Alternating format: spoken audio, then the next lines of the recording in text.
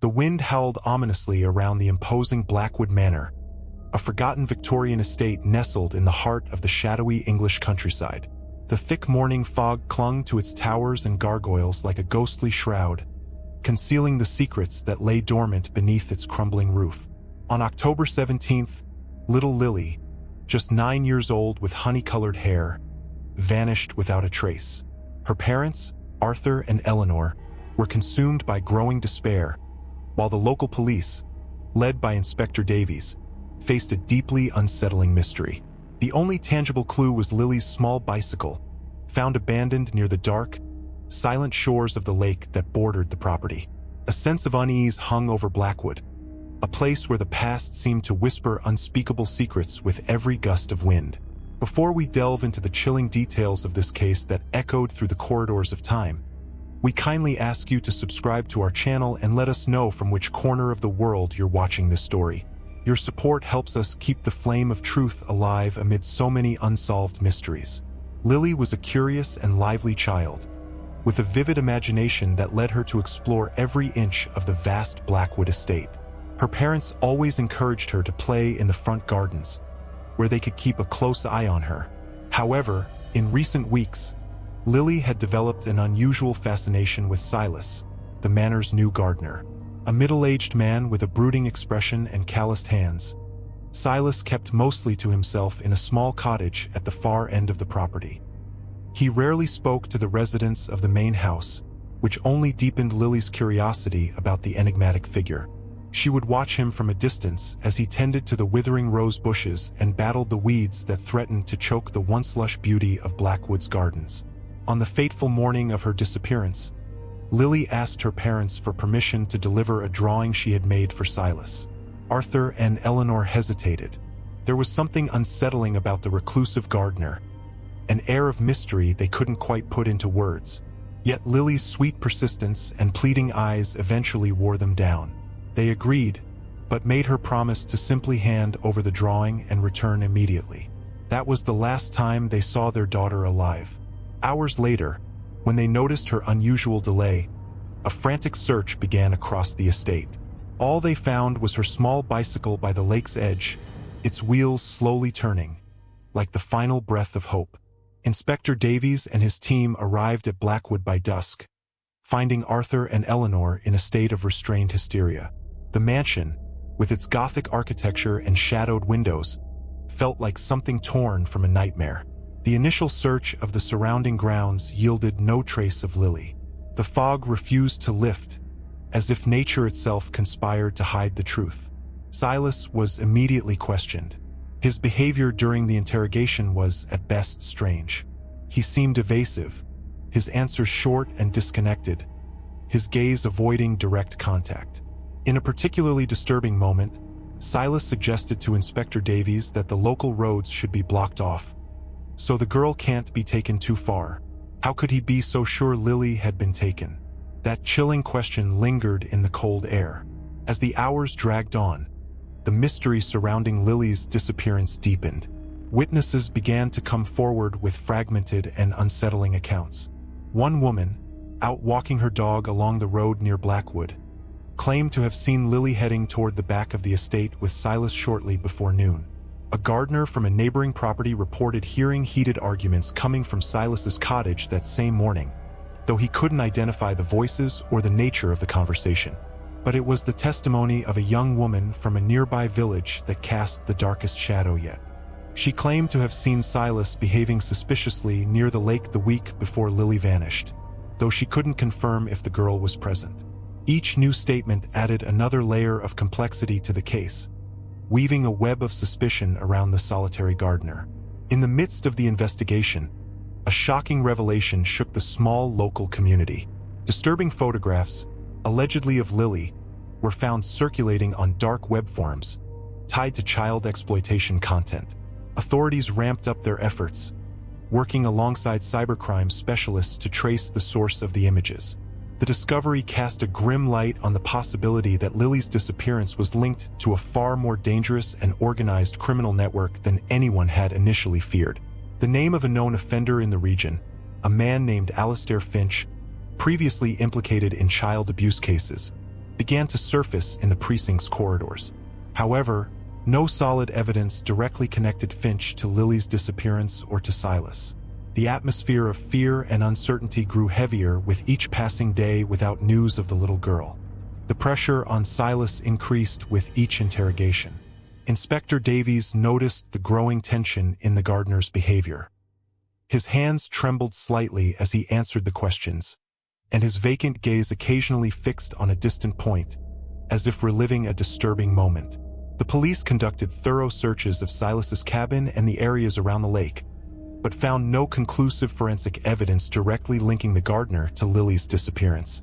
However, small details did not escape the inspector's experienced eyes. A partially erased child's footprint near the cabin, a child's shirt button found beneath a fallen log near the lake, and a palpable nervousness emanating from Silas every time Lily's name was mentioned. The lack of a convincing alibi for the morning of the disappearance also weighed against him.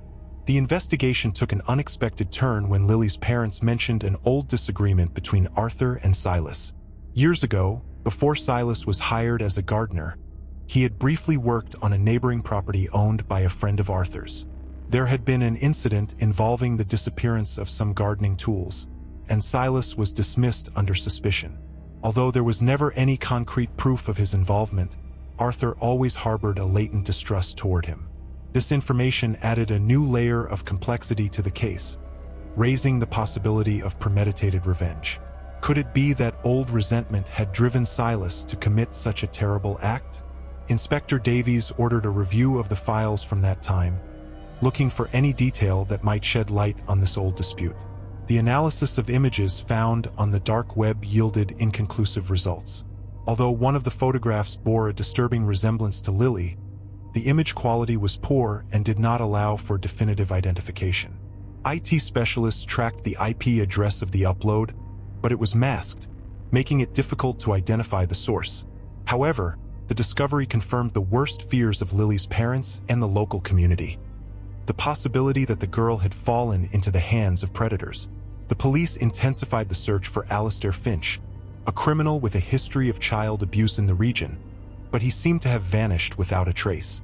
The sense of powerlessness in the face of the potential cruelty behind Lily's disappearance loomed over the investigation like a sinister shadow. While the police pursued multiple lines of inquiry, the local community came together in the search for Lily. Volunteers organized exhaustive searches of the Blackwood property and the surrounding areas. Flyers with the smiling photograph of the girl were distributed throughout the region, and emotional appeals from her parents aired on local television. Hope, though faint, still lingered in the hearts of those who refused to believe the worst. However, as days turned into weeks with no sign of Lily, anguish and despair began to consume the small community. The once serene beauty of the English countryside now seemed tinged with deep and palpable sadness. A new witness emerged, bringing a report that cast an even darker shadow over Silas. A former employee of the Blackwood mansion, who had worked there many years earlier, recalled an incident involving the gardener and another child from the region. She reported that Silas had shown an unusual interest in small children, giving them small gifts and seeking their company in a way that made her uncomfortable at the time. While there was no evidence of any criminal behavior, the former employee's recollection painted a more sinister portrait of the reclusive gardener. Inspector Davies ordered this line of inquiry to be further investigated, seeking out others who might have had contact with Silas over the years. The pressure from the media and the community on the police increased by the day. The disappearance of a child was a crime that deeply shocked public conscience, and the lack of visible progress in the investigation generated frustration and outrage. Inspector Davies held several press conferences, maintaining a cautious tone and promising that all efforts were being made to find Lily. However, behind the scenes, the lack of concrete evidence and the enigmatic nature of Silas posed a significant challenge for the investigative team. The possibility that Lily might never be found loomed as a silent threat over all those involved in the case. In a final effort to obtain a confession or crucial clue, Inspector Davies confronted Silas with the new information gathered from witnesses and the disturbing discovery of the photos on the dark web. Silas's reaction was unexpected. Instead of denying or becoming defensive, he broke down in tears, muttering disjointed phrases about an accident and guilt. However, his words were vague and offered no concrete details about Lily's whereabouts. The inspector felt he was close to uncovering the dark truth behind the disappearance, but the final piece of the puzzle was still missing: the irrefutable proof that would link Silas to the fate of little Lily. What really happened on that fateful morning at Blackwood Mansion? The answer, no matter how terrifying, seemed on the verge of being revealed. Silas's tears during the final interrogation brought a new intensity to the investigation. Inspector Davies, sensing that the truth was about to emerge, ordered the gardener's cabin to be searched again, this time with even greater attention to detail. Every inch of the small space was meticulously examined by forensic experts. Beneath a loose floorboard, investigators found a hidden wooden box. Inside were some of Lily's belongings: the drawing she intended to give Silas, a small hair clip she used to wear, and most disturbing of all, a torn piece of fabric matching the dress Lily was wearing on the day of her disappearance.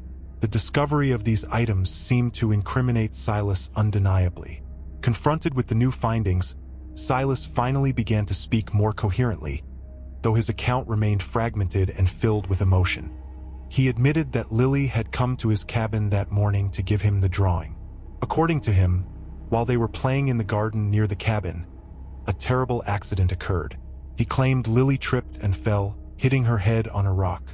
Desperate and afraid of the consequences, Silas said he panicked and hid the girl's body. However, he refused to reveal the exact location, saying only that he had taken her to a safe place. Inspector Davies didn't fully believe Silas's version. There were many inconsistencies in his story, and the mention of the photos on the dark web hung over his words like a sinister shadow. The search for Lily's body intensified, focusing on the areas around Silas's cabin and the Blackwood property. Search dogs were brought in to assist, and teams of volunteers combed the dense forest surrounding the mansion. With each passing hour without finding the girl's body, the hope of finding her alive diminished drastically. The local community followed every development in the investigation with anxiety and sorrow. The idea that such a heinous crime could have occurred in their quiet rural region was difficult to accept. Silas, once merely a mysterious recluse, was now viewed with horror and disgust. While the search continued, the police turned their attention to Silas's past, looking for any information that might explain his disturbing behavior. They discovered he had a history of legal trouble, including petty theft and an incident involving inappropriate behavior with a child many years earlier, although he was never formally charged. These revelations reinforced the suspicion that Silas might be far more dangerous than he initially appeared. Inspector Davies began to consider the possibility that the accident Silas described was an attempt to cover up a much more serious crime. The investigation also focused on Alistair Finch, the known child abuser. Although there was no proven direct connection between Finch and Silas, the police didn't rule out the possibility that the two were somehow connected, or that Finch had taken advantage of the situation following Lily's disappearance. The search for Finch became a parallel priority to the search for the girl's body. The possibility of a child exploitation network being involved made the case even more urgent and terrifying. After days of exhaustive searching, Lily's body was finally found in a shallow grave in the forest, about a kilometer from Blackwood Mansion. The autopsy revealed that the cause of death was not a simple fall, as Silas had claimed. There were clear signs of cranial trauma, consistent with a heavy blow. The discovery confirmed Inspector Davies' suspicions. Lily had not died by accident. She had been the victim of violence. Silas's mask had fallen, revealing a far darker and more dangerous face. With the discovery of Lily's body and the results of the autopsy, the police formally arrested Silas on charges of murder. Confronted with the irrefutable evidence, the gardener finally confessed to the crime. However, his confession was filled with disturbing and shocking details. He admitted to having become enraged at Lily for entering his cabin without permission and violently assaulting her. He also confessed to taking photos of the girl after her death and selling them on the dark web for money. The revelation of such cruelty and depravity deeply shocked the community and turned the mystery of Lily's disappearance into an unimaginable nightmare. The Blackwood Mansion case had revealed a dark and terrifying secret that would haunt the peaceful English countryside forever. Silas's confession plunged the small English community into deep mourning and a wave of outrage. The brutality of the crime and the revelation of his involvement in child exploitation shocked everyone. Blackwood Manor, once a symbol of mystery, became a macabre place, laden with the sadness and violence that had occurred there. The police, now with the confessed murderer in custody, focused their efforts on gathering all the necessary evidence to ensure a conviction and on dismantling any possible child exploitation network linked to Silas. The search for Alastair Finch, who remained at large, became even more urgent. Silas's trial attracted national and international media attention. The story of little Lily and the cruelty of her murder moved the public. During the trial, even more disturbing details came to light. Silas revealed a history of repressed pedophilic behavior and that Lily's presence in his cabin had triggered his dark impulses. He described with chilling detachment the moments leading up to the crime, shocking everyone in court with his lack of remorse. Forensic evidence, including Lily's blood found in the cabin and fibers from her dress matching the piece of cloth discovered, corroborated Silas's confession. Silas's defense attempted to argue for mental insanity, presenting psychological reports describing an individual with severe personality disorders. However, the prosecution countered with its own experts, who stated that Silas was fully capable of understanding the nature of his actions and that he acted with premeditation and cruelty. The jury, composed of local citizens deeply affected by the case, deliberated for only a few hours before delivering the verdict: guilty of murder and child exploitation. The sentence was the maximum allowed under English law: life imprisonment. Justice, though delayed, had been served for Lily. However, Lily's case left deep scars on the community. Trust in the safety of the small town was shaken, and parents began to view neighbors and strangers with suspicion. The memory of Lily, a sweet and curious girl, became a tragic reminder of the fragility of innocence and the evil that can hide behind an apparently harmless facade. Blackwood Manor remained abandoned, a dark monument to a heinous crime, avoided by local residents who preferred to forget the horrors that had unfolded there. The search for Alastair Finch continued, but without success. Authorities believed he had fled the country, possibly seeking refuge within an international child exploitation network. The fear that other predators might still be at large in the region loomed like a dark cloud over the community. Lily's case served as a brutal warning about the need for constant vigilance and heightened protection for children. Years later, Lily Blackwood's case was still remembered in England as one of the most shocking and tragic crimes in recent history. The story of her disappearance and murder became a cautionary tale, a grim reminder of the dangers that may lurk in the most unexpected places. Blackwood Manor remained in ruins, a silent testimony to an irreparable tragedy. But amid the sorrow and pain, Lily's memory also inspired the creation of foundations and organizations dedicated to child protection, a legacy of hope rising from the ashes of a terrible loss. But Lily Blackwood's story may not have ended with Silas's conviction. Years later, a private detective, hired anonymously, began reviewing the case files. He found intriguing inconsistencies in Silas's statement and in some of the evidence presented at trial. Small details that had gone unnoticed at the time began to raise new and disturbing questions. Could it be that Silas had not acted alone? Were there other dark secrets hidden under the shadow of Blackwood Manor? The truth, however shocking it might be, may not have fully come to light yet. The private detective, a man named Thomas Ashton, was known for his tenacity and his ability to uncover the truth in seemingly closed cases. As he delved into the Blackwood case files, he noticed subtle discrepancies that had escaped the original investigation's attention, which had been overwhelmed by the urgency of finding Lily and the brutality of the crime confessed by Silas.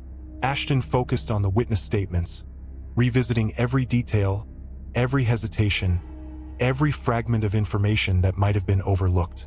He realized that some accounts seemed conflicting or incomplete, suggesting that not all pieces of the puzzle fit perfectly. One of the inconsistencies that most intrigued Ashton was the testimony of the woman walking her dog who claimed to have seen Lily with Silas behind the property. In her original statement, She mentioned that Silas appeared agitated and that Lily seemed reluctant to follow him. However, this information had not been thoroughly explored by the police at the time. Ashton tracked down the witness, now an elderly woman living in a care home, and spoke with her at length.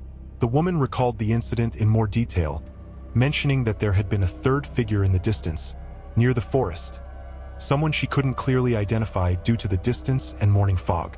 This new information cast a shadow of doubt over the narrative that Silas and Lily had been alone. Another loose end that caught Ashton's attention was the analysis of the photos found on the dark web.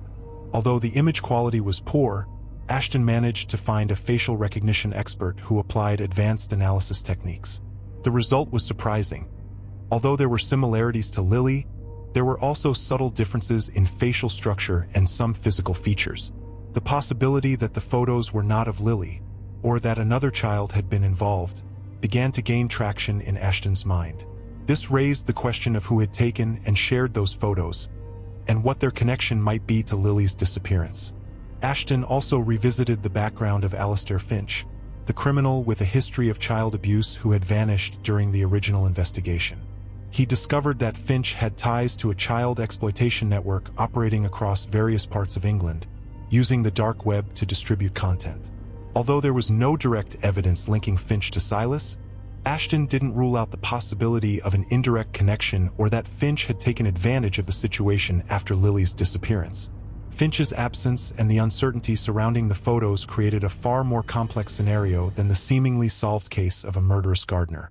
As Ashton delved deeper into the investigation, he began to suspect that Silas might have been a pawn in a much larger and more sinister game. Perhaps he had been coerced or manipulated by others involved in the exploitation network.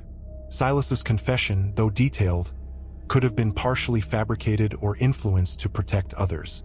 The idea that the full truth about Lily's disappearance was still hidden drove Ashton to continue his relentless search for answers. Ashton spent weeks tracking down former contacts of Alastair Finch, following tenuous leads that led him down dark alleys and into secret meetings with shadowy individuals. He discovered that Finch had an obsession with old, isolated mansions, using them as sites for his heinous crimes. Blackwood Manor, with its sinister atmosphere and seclusion, fit this profile perfectly. Could it be that Finch had already been connected to the manor even before Silas's arrival? In a stroke of luck, Ashton found a former associate of Finch who agreed to speak anonymously. The information he revealed was shocking. Finch had known Silas for years and had manipulated him into working at Blackwood. Finch had a plan to use the manor for his own nefarious purposes and saw Silas as a useful pawn. Silas's confession, according to the source, had been partially orchestrated by Finch to divert attention from his own involvement. The truth behind Lily Blackwood's disappearance was about to take an even darker and more unexpected turn. The information provided by Alastair Finch's former associate opened a new and disturbing line of investigation for Thomas Ashton. The possibility that Silas had been manipulated and that Finch was the true mastermind behind Lily's disappearance required a complete re-evaluation of the case. Ashton returned to the police files, searching for any indication of a possible connection between Silas and Finch that might have been previously overlooked. He found a marginal note in one of the investigation reports mentioning a brief interaction between the two men years earlier at a bar in a neighboring town. The interaction had been considered insignificant at the time, but in light of the new revelations, it now carried a sinister weight. Ashton focused his efforts on tracking down Alastair Finch's current whereabouts.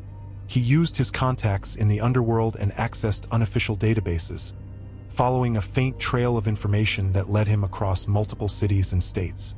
The image of Finch that emerged was that of a cunning and elusive predator, a master at hiding and manipulating those around him.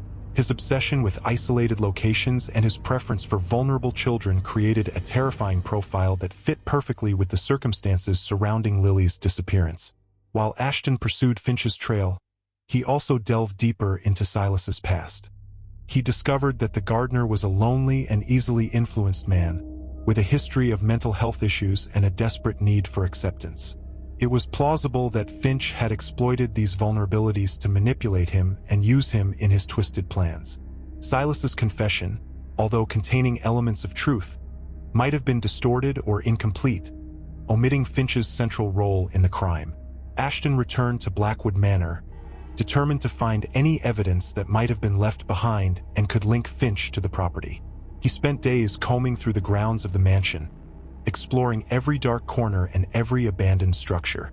In an old shed at the back of the property, hidden beneath loose floorboards, Ashton made a macabre discovery: a collection of photographs and videos of children, including some that appeared to be of Lily. There were also detailed notes about the girl's habits and routines, written in handwriting that did not match Silas's. This shocking discovery pointed unequivocally to someone else's involvement in the crime.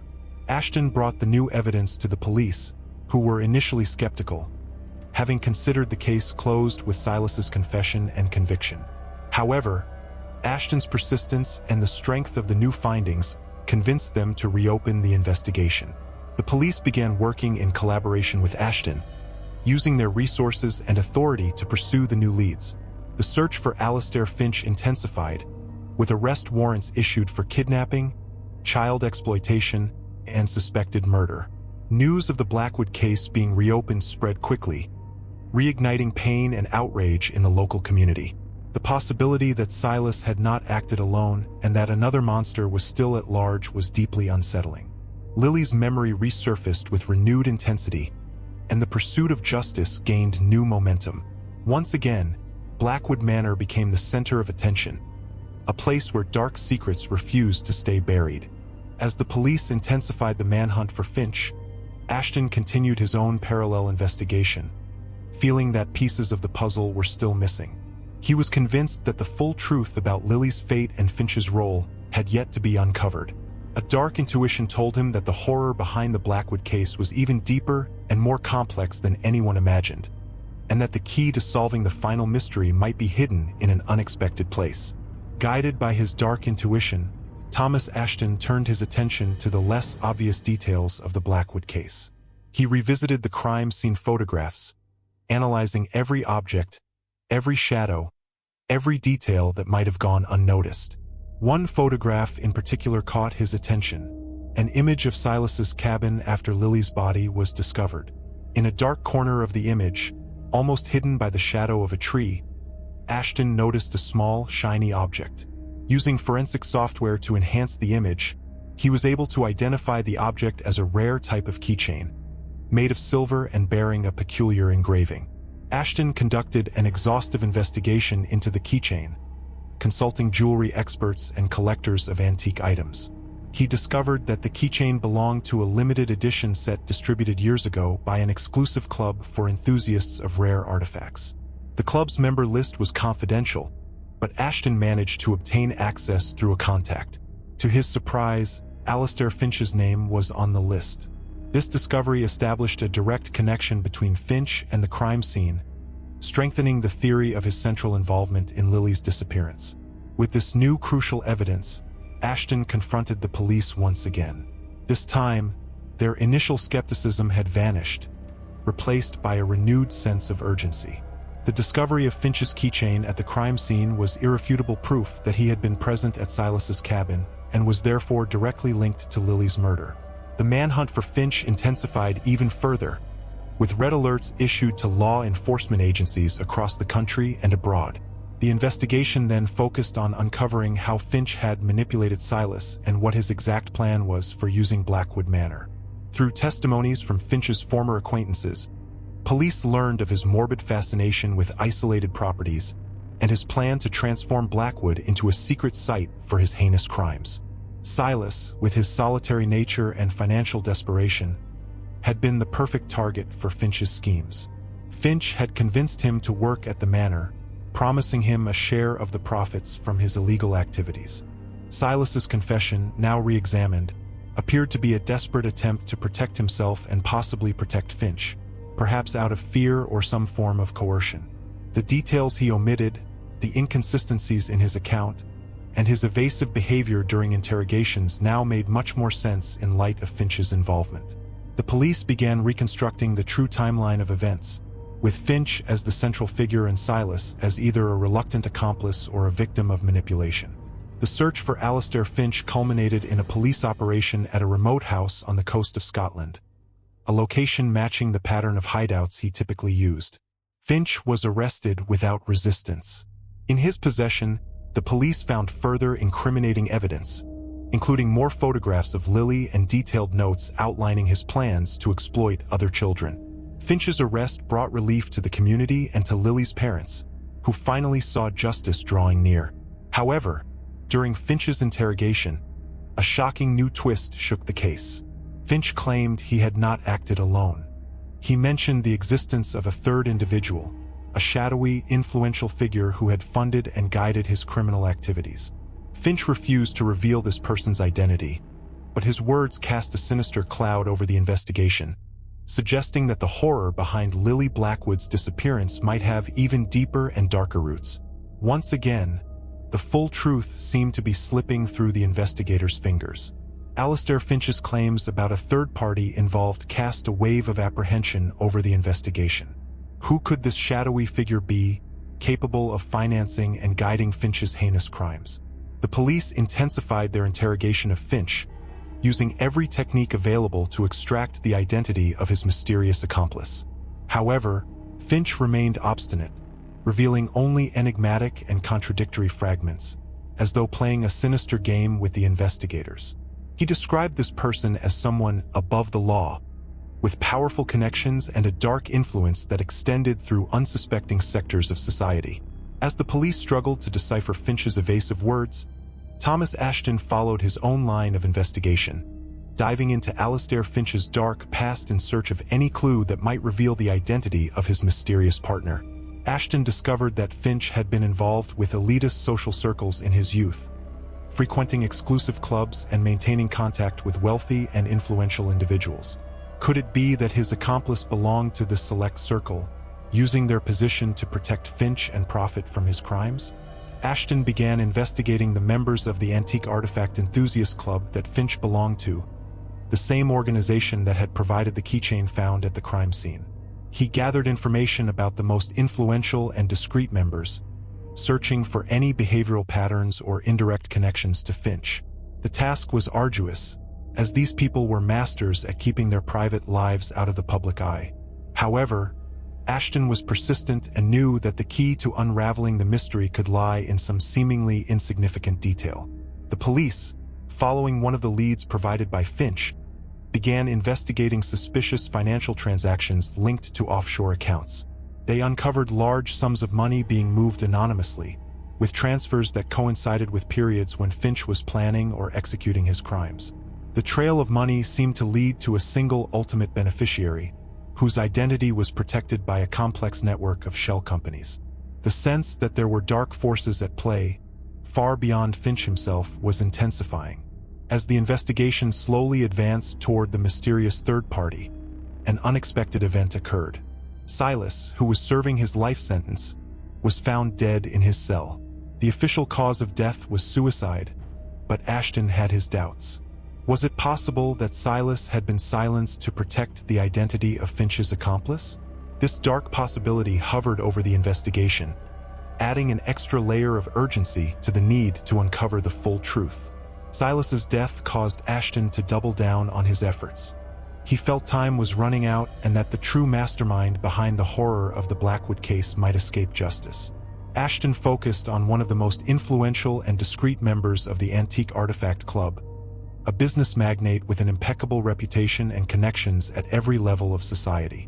There were vague rumors of a dark side to his life, whispers of involvement in illicit activities, but nothing had ever been proven.